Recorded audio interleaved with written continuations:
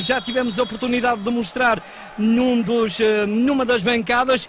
2-2, com dois homens mais adiantados a jogar atrás da baliza e a tentar ter proveito disso, em que forçarem a entrada para a área. Perigo agora.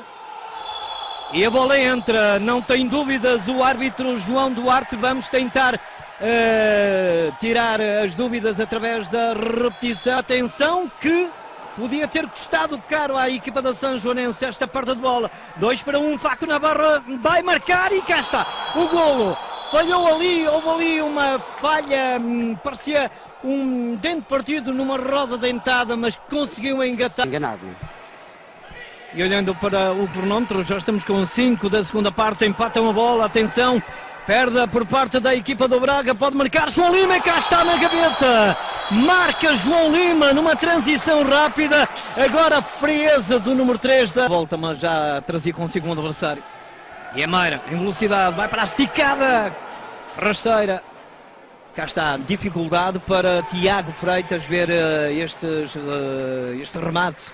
Estas esticadas de meia distância, e com os jogadores pela frente ainda complica mais a tarefa um guarda-redes. E agora o gol! Marca Hugo Santos, cá está, é exímio neste tipo de bola, perante um toque. Não sei. Mas normalmente os guarda-redes também, e cá está, é uma esticada a meia altura, praticamente é um remate seco colocado a meia altura, sem hipótese para o guarda-redes. É a altura de acertar. Lá está, Cerqueira perante o guarda-redes e bate para o golo e efusivamente é festejado no banco da equipa da São João, que a livre direto foi assim que marcou Ângelo Fernandes. Agora não permite o Tiago Freitas a defender, nova vaga de ataque, falha, mas em boa posição para faturar.